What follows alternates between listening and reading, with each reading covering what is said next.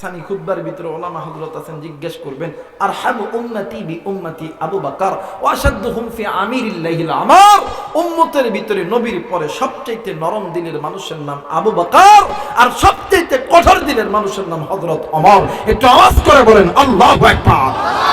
যে ওমর যে জায়গায় দাঁড়াইতো কাফেররা থর করে কাঁপতো, এই ওমর এত কঠোর দিলের মানুষের চোখে কান্না। আল্লাহর নবী অবাক হয়েছে। আল্লাহ নবী ডাক দেয়, এই যুবক তুমি কান্না থামাও, বলো তুমি তোমার কি হয়েছে। যুবক ডাক দেখো, নবী গো আমি অনেক বড় গুনাহ করছি। নাউজুবিল্লাহ বলবেন না? আরেকবার নাউজুবিল্লাহ বলবেন না? আল্লাহ নবী মুস্কি হাসি দিয়ে ডাক দেখে, যুবক তুমি গুনাহ করছো? যুবক ডাক দেখে, হ নবী গো আমি গুনাহ করছি। সত্যি গুনাহ করছো? হ নবী আমি গুনাহ করছি। এমন করে মানুষ কি গুনাহ করলে এরকম করে কান্তা লাগে? নবী গো আমি অনেক বড় গুনাহ করছি। আল্লাহ নবী ডাক দেখে, এই যুবক তোমার গুনার বোঝা কি আল্লাহ জান্নাত জাহান্নামের চাইতে বড়? যুবক ডাক দেখে, হুজুর আমার মনে হয় আমার গুনার বোঝা আল্লাহ জান্নাত জাহান্নামের চাইতে বড়। একটু আওয়াজ করে বলেন আল্লাহু আকবার। আপনি আমি জানি না নিজে যে গুনাহ করতেছে এই গুনাহটা কত বড় গুনাহ। একজন মুসলমান কোনোদিনও জানে না আপনি আমি যে গুনাহ করতেছি এই গুনাহটা কতটা পরিমাণ গুনাহ। এই জায়গায় অনেক যুবক আছে, ভাইরে মসজিদের 5 ওয়াক্ত আযানের নামাজের ধ্বনি যখন কানে আসে তুমি মসজিদে যাও না কেন? তুমি জানো তুমি কত বড় জিনিস মিস করো? তুমি যদি একবার সিজদা মারো, এই জায়গায় যত মুরব্বি আছে 80 বছর সিজদা দিয়া যেই নেকি পাবে, তুমি এক সিজদা দিয়া সেই নেকি পাবা। সূরা বলেন আল্লাহু আকবার। মানুষ জানে না যে আমি যে গুনাহ করতেছি গুনাহটার পরিমাণ কত বড় হইতে পারে, আমি যে নেকি ছাড়তেছি নেকিটার পরিমাণ কত বড় হইতে পারে। মানুষ জানে না। একটা মানুষ যদি জানতো আমি যে গুনাহ করতেছি গুনার পরিমাণ এত, আমি যে নেকি করতেছি নেকির পরিমাণ এত, আর ওই বান্দা বান্দি কোনোদিন গুনাহের দিকে যাইতো না। কথা বলেন ঠিক কিনা? আল্লাহর বান্দা, আল্লাহর নবী অবাক হয়ে গেছে। আল্লাহ নবী ডাক দেখে, তুই কি করছ? তোর মাথা ঠিক আছে? হুজুর ঠিক আছে। আল্লাহ নবী ডাক দেখে, শোন তোর গুনার বোঝা কি আল্লাহর আসমান জমিনের চাইতে বড়? যুবক ডাক দিয়ে কই, নবী গো আমার মনে হয় আমার গুনার বোঝা আল্লাহর আসমান জমিনের চাইতে বড়। সুবহানাল্লাহ বলবেন না? আল্লাহ নবী অবাক হয়ে গেছে। আমার মেয়েরা, আপনার আমার জানের জান, পরাণের পরাণ নবী মুহাম্মদুর রাসূলুল্লাহ সাল্লাল্লাহু আলাইহি ওয়াসাল্লাম ডাক দিয়ে কই, সাহাবী তুমি কি গুনাহ করছো জলদি করে বলো না। এইবার সাহাবী ডাক দিয়ে কই, নবী গো আমি অনেক বড় গুনাহ করছি। আল্লাহর নবী ডাক দিয়ে কই, সাহাবী বলো না তুমি কি বড় গুনাহ করছো? আমি নবী তোমার গুনার ব্যাপারটা শুনতে চাই। সাহাবী ডাক দিয়ে কই, হুজুর ইয়া রাসূলুল্লাহ ইয়া হাবিবাল্লাহ, আমার বাড়িতে আমার মা বাবা ভাই বোন আমার স্ত্রী সন্তান আছে। হুজুর ইয়া রাসূলুল্লাহ ইয়া হাবিবাল্লাহ, আমি আমার দৈনন্দিনের রুজি রোজগারের আয় উন্নতির পথ হইল এই মদিনার জমিনে যদি কোনো নারী যদি কোনো পুরুষ মারা যায়, নবী গো রাতে যখন গভীর হয় আমি ওই কবরটা খনন করি, ওই কবরের মধ্যে ঢুকি আমি তো ব্যক্তির কাফনের কাফনটা খুলি আমি বাড়িতে আনি, ওইটা আমি পরিষ্কার করে বাজারে বিক্রি করি, তরকারি কিনি আমি খাই, আমার মা বাবা ভাই বোন স্ত্রী সন্তান খায়। আল্লাহর নবী ডাক দিয়ে কই, ওমর মানুষ কি এত করে বইতে পারে রে? আল্লাহর নবী ডাক দিয়ে কই, ওমর মানুষ কি এত খারাপ হইতে পারে? যুবক ডাক দিয়ে কই, নবী গো এইটা তো আমার দৈনন্দিনের গুনাহের পথ, কিন্তু নবী গো আমি এর চেয়ে বড় গুনাহ করে ফেলছি গো নবীজি। আল্লাহর নবী ডাক দিয়ে কই, যাবি তুমি বলো না তুমি কি গুনাহ করছো রে? যাবি সাহাবী ডাক দিয়ে কই, হুজুর আজ থেকে কয়েকদিন আগে এই মদিনার বুকে এক একজন নারী মারা গেছে। ওগো নবীজি, রাত্রিবেলা আমি তার কবরটা খনন করছি। কবর খনন করার পর আমি ওই যুবতীর গা থেকে যুবতীর কাপড়ের কাপন করিয়া আমি যখন কবর থেকে উঠে আসতেছিলাম, ইতিমধ্যে শয়তান আমার এসে ডাক দিয়ে কই, আল্লাহর বান্দা, একটা বার এই মৃত ব্যক্তি, মৃত এই নারীর দিকে তুই একটু আলো ধরিয়া দেয়। এত সুন্দর চেহারার নারী, এত সুন্দর সুন্দর নারী জীবনে তুই কোনোদিন পাবি না। হুজুর, ইয়া রাসূলুল্লাহ, ইয়া হাবিবাল্লাহ, আমি নজর কইরা দেখি এতই সুন্দর চেহারা, হরিণের মতন ডাগর ডাগর চুল, খারাসারি উটের মতন জাকরা চুল। নবী গো, আমি আমার নফসকে কন্ট্রোল করতে পারি নাই। আমি ওই যুবতীর সঙ্গে আমি আমার কামচরিতাত্র পালন করছি। আল্লাহর নবী ডাক দিয়ে কই, যুবক, তারপর কি হইল বলো না? যুবক ডাক দিয়ে কই, হুজুর, আমি কামচরিতাত্র পালন করার পর আমি যখন কবর থেকে যখন উঠে আসতেছিলাম, কে যেন মহিলার আওয়াজে ডাক দিয়ে কই, আল্লাহর বান্দারে, তুই এটা কি করলি? আসরের ময়দানে আমি আল্লাহ, আমি বান্দারে আল্লাহর সঙ্গে নাপাক অবস্থায় ওঠার ব্যবস্থা তুই কেন করলি? ওগো হুজুর, আমি যখন আবার সামনের দিকে এক ধাপ দিছি গো নবীজি, হুজুর নবী গো, আবার পিছন দিক থেকে আওয়াজ দিয়ে কে যেন ডাক দিয়ে কই, আল্লাহর বান্দারে, তুই এটা কি করলি? হাসরের ময়দানে আল্লাহর আদালতে আমারে উলঙ্গ হয়ে উঠার ব্যবস্থা তুই কেন করলি? রে কুড়িগ্রামের বাবাজিরা, কুড়িদার টুকরা বাবারা, কুড়িদার টুকরা মারা, এই দুনিয়া থাকার জায়গা নয়। কেউ এই দুনিয়ায় চিরদিন থাকবো না। এই দুনিয়ার জমিনে আপনার আমার মা ছিল নাই, আপনার আমার বাবা ছিল নাই, আপনার আমার বন্ধু বান্ধব ছিল না। এই দুনিয়া ছেড়ে আপনাকেও যেতে হবে, আমাকেও যেতে হবে। আল্লাহ বলেন, কুল্লু নাফসিন যায়িকাতুল মাউত, মৃত্যুর স্বাদ একদিন না একদিন সকলকে ভোগ করতে হবে। কিন্তু ওই কবরে যাওয়ার আগে নিজে গুনাহ থেকে বাঁচো। যুবক, তুমি জানো না আজকে তোমার মা দুনিয়াতে নেই, তোমার বাবা দুনিয়াতে নেই। ওই কবরের ভিতর থেকে তোমার আমার মা, আমি আলেমের আবার শুনিয়া ডাক দিয়ে কই, বেটা রে, আজকে তুই আলেমের কথা শুন রে বেটা, শোন, আলেমের হাতের সঙ্গে একটু দোয়া কর রে বেটা। আরে বেটা, তুই জানোস নি আমি মায়ের কথা তোর কেন মনে পড়ে না? আমি বাবার কথা কেন যে তোর মনে পড়ে না? আরে বেটা, তুই জানোস না আমি মা আর বাবা তোর জন্য কি না করি নাই রে বাবা। আমি মা আর বাবা তোর জন্য কি না করি নাই।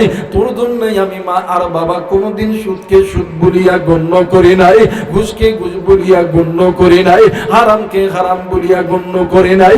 আর যুবক বন্ধু, ওই কুড়িদার টুকরা মুরব্বি, ওই মা আজকে কবর থেকে ডাক দিয়ে কই, বেটা, আজকে আমি মায়ের কবরে আযাব হয়, আমি মা এই কবরে ওই আগুন সহ্য করতে পারি না। আমি বাবা এই কবরের ভিতরে সাপের ডুমচুন আমি বাবা সহ্য করতে পারি না। আমি মা এই কবরের ভিতরে বিচ্ছুর কামড় সহ্য করতে পারি না। আরে যুবক বন্ধু, এই দুনিয়ার জমিনে মা যার জিন্দা আছে রে, বাবা যার জিন্দা আছে রে, এর মতন সুখী আর কেউ নাই, এর মতন দুনিয়ার কেউ নাই। মা যার নাই রে, বাবা যার নাই রে, এর মতন দুঃখী আর কেউ নেই রে যুবক। আমি জানি না এই দুনিয়া থেকে কার মা চলে গেছে, কার বাবা চলে গেছে, কার দাদা দাদি চলে গেছে। যুবক, তোমার আমার বাবা, তোমার আমার দাদা তোমার আমার দাদি গুনাহ লইয়া কবরে গেছে রে বাবা, ওই কবরটা জাহান্নামের আগুন জ্বলে, ওই কবরে মা বাবা দাদা দাদি নানা নানি কান্দে, ওই মা বাবা দাদা দাদি নানা নানির জন্য কোন কোন নেককার সন্তান দোয়া কইরা বাড়িতে যাবা, দুই হাত উঁচু করিয়া আল্লাহরে দেখাও। আল্লাহ তুমি নজর কইরা দেখো, আল্লাহ তুমি এই নেককার সন্তানের হাতগুলোকে আল্লাহ তুমি কবুল করে নাও। জোরে জোরে বলেন আমিন, আরেকবার বলেন আমিন। মুসলমান বন্ধুরে, এই দুনিয়া থেকে তোমার আমার বাবা গুনাহ লইয়া গেছে খবর আমি জানি না, মা গুনাহ লইয়া গেছে খবর কিন্তু আপনি আমি জানি না, কিন্তু আপনি আমি সন্তান হইয়া ওই মায়ের দয়া কেন বুঝি না? একদিন তুমি আমিও ছোট্ট ছিলাম, ওই মা বাবা তোমার আমার জন্য কোনোদিন পিছু পা হয় নাই, কিন্তু আজকে ওই মায়ের জন্য কেনই ভাই অন্তরে মায়া লাগে না? একটু মায়া কইরা ডাক দেন না, বলেন না আল্লাহ, আরেকবার বলেন আল্লাহ, মায়া কইরা ডাক দেন না, বলেন না আল্লাহ। এরা বন্ধু, আল্লাহ মা বাবার কবরে আযাব মাফ করে দিবে, ডাক দেন না, বলেন না আল্লাহ। আমার ভাইরা, আমার বন্ধুগণ, পিতা মাতার নেককার সন্তানদেরকে আল্লাহ কবুল করবে, নাফরমান সন্তানদেরকে আল্লাহ কবুল করবে। কারণ যারা পিতা মাতার নেককার সন্তান এরা মা বাবারে ভালোবাসে, নাফরমান সন্তান কথা কয় বাসে, কথা বলেন বাসে। নেককার সন্তান জানে একদিন মা আর একদিন আমার বাবা আমার জন্য কত কষ্ট করছে, কিন্তু নাফরমান সন্তান বড় হওয়ার পরে ও জানে না মা বাবা কত কষ্ট করছে, কিন্তু নিমক হারাম তুই শুইনালো, আজকে তুই মায়ের কথা মনে করতেছস না, কিন্তু ওই মা তুরে মানুষ করতে লাইগা নামাজ ছাড়ছে, তুরে মানুষ করতে লাইগা জমিতে কাজ করছে, তুরে মানুষ করতে লাইগা পর্দা করতে পারে নাই, মা গুনাহ লইয়া কবরে গেছে। কথা বলেন ঠিক কিনা? এটা কিছু কিছু সন্তান বোঝে যারা পিতা মাতার নেককার, কথা কয় না কেন? আর নাফরমান বুঝে না, কারণ পিতা মাতা সন্তান যদি বিপদে পড়ে পিতা মাতা কি চুপ করে বসে থাকতে পারে? কথা বলেন পারে না।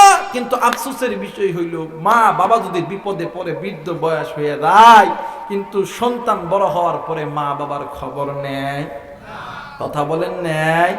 কিন্তু ভাইরা, ওই মা বাবা যে বৃদ্ধ হইল কার কারণে? তুরে মানুষ করতে লাইগা, তুরে খাওয়াইতে লাইগা, মাথার ঘাম পায়ে ফেলায়া রক্তটাকে মাটি বানায়া তোর জন্য মা বাবা পুরা হয়েছে, কথা বলেন ঠিক কিনা?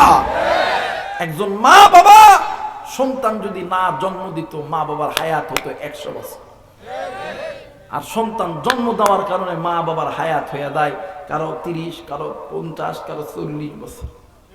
সন্তান জন্ম দেওয়া যে কত কষ্ট, সন্তান মানুষ করা যে কত কষ্ট। যুবক ভাইয়া, তুমি যখন বাবা হবা বুঝবা তুমি কারে কও। এই জন্য সময় থাকতে মা বাবারে মহাব্বত করো, ভালোবাসো, কারণ আজকে তুমি তুমি তুমি তোমার মা বাবারে ভালোবাসবা, একদিন তুমিও বাবা হবা, তোমার সন্তানও তোমাকে ভালোবাসবে, কথা বলেন ঠিক কি না? এই জন্য আল্লাহ বলছেন যে আমি আল্লাহর অনুগত্য ইবাদত করার পরে তোমরা পিতামাতার প্রতি ইহসান করো, দয়া করো, মায়া করো, মহাব্বত করো। নির্দেশ কার? আল্লাহ বলেন ওয়াকাদা রাব্বুকা আল্লা তা'বুদু ইল্লা ইয়্যাহু ওয়া বিল ওয়ালিদাইনি ইহসানা। আল্লাহ বলেন আমি আল্লাহর অনুগত্য ইবাদত করার পরে তোমরা তোমাদের পিতামাতার প্রতি ইহসান করো, দয়া করো, মহাব্বত করো। কিন্তু আফসোসের বিষয়, মা বাবা সন্তানকে ছোট থেকে তিলে তিলে তিলে তিলে বড় করে, সন্তানের প্রস্তাব পায়খানা সবকিছু মা বাবা কন্ট্রোল করে। সন্তান অসুস্থ হইলে কুড়িগ্রাম ক্লিনিকের মধ্যে রাতের পর রাত দিনের পর দিন থাকে, কিন্তু মা বাবা অসুস্থ হয়ে বিছানায় পড়ে আছে, একটা দিন ডাক্তারে দেখানোর মানুষ না, কথা বলেন ঠিক কিনা? আর এটা আমাদের সমাজে কিছু যুবকরা বেশি আছে। গতবারে বই লাগেছিলাম, বর্তমান সমাজের যুবকরা বিয়া করলে মা বাবাদের চিনে না, ডাক দিয়ে কই আব্বা আসসালামু আলাইকুম। এটা কোন বাপ জানে? কোন বাপ? শ্বশুর বাপ। হাই রে, সকালবেলা একবার, দুপুর বেলা একবার, আব্বাই আব্বা ফেভারিট হয়ে গেছে, কথা কয় না কেন? কিন্তু আজকে যে সন্তান, তুমি চাকরি করো, তুমি ডাক্তারি করো, মাস্টারি করো, ইঞ্জিনিয়ারিং করো, আর্মি হইছো, পুলিশ হইছো, সবকিছুর পিছনে সফলতা তোমার মা আর বাবা, তোমার শ্বশুর শাশুড়ি নয়। কিন্তু কিন্তু এই সন্তান বিয়া করার পরে রাত্রিবেলা ঘরের মধ্যে বউ কান্দে, স্বামী কয় কি হয়েছে রে কান্দস কে? তোমার মার বাপের সাথে ভাত খাইতাম না। কথা কয় না। কই কেন খাইতস না? কই খাইতাম না। কথা কয় না কেন? কই তোমার কাছে দুইটা অপশন, একটা মার একটা বাবা, একটা ধরবেন একটা ছাড়বেন। কই মা বাবারে ধরলে কই আমার বাপে 10 লাখ টাকা দিছে, টাকা দাও। কথা কয় না। পালসার গাড়ি দিছে, চাবিটা দাও। সকালবেলায় বাড়ির জামার হিজরা মরদ ডাকতে কই তোমারটাই ঠিক, মার বাপরে ভাত দিতাম না। চেয়ারম্যান সাহেব আসেনি তো জানে এই সমাজের ভিতরে এমনও সন্তান আছে মা বাপরে সহ্যই করতে পারে। কি মিথ্যা বললাম আমি? এই সমাজে এমনও সন্তান আছে মা বাপরে ওষুধ কেনার টাকা দেয় না, কিন্তু এই বৃদ্ধ বয়সে সন্তান অসুস্থ, সন্তানকে ছেড়ে স্ত্রী সন্তান সবাই চলে গেছে, মা আর বাবা ভিক্ষা করিয়া ওই সন্তানকে পালছে। কথা বলেন ঠিক কিনা? তুমি বোঝো না রে যুবক, এই দুনিয়াতে সবাই তোমার আমারে ভালোবাসে স্বার্থের লোভে। স্বার্থ ছাড়া দুইজন ব্যক্তি ভালোবাসে, একজন হইল মা আর একজন হইল বাবা। একটু আওয়াজ করে বলেন আল্লাহু আকবার।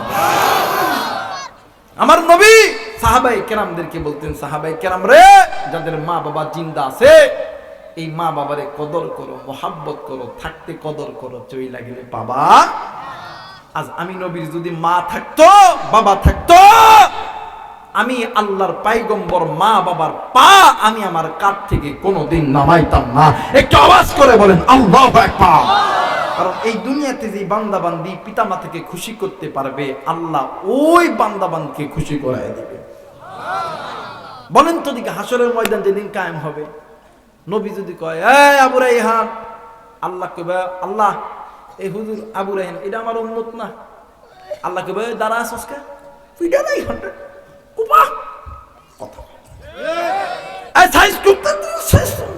সাইজটা কম হবে না বেশি হবে? কম না বেশি? আমার আর আল্লাহ নবী যদি কয় আল্লাহ এই চেয়ারম্যানটা আমার উম্মত, আল্লাহকে বই ফেরেশতারা দেরি করস কে, জলদি করে জান্নাতের মধ্যে ঢুকা। আমার নবী যেই বান্দা বান্দির উম্মত বলে দাবি, দেরি করস না, জলদি করে জান্নাতের মধ্যে ঢুকা।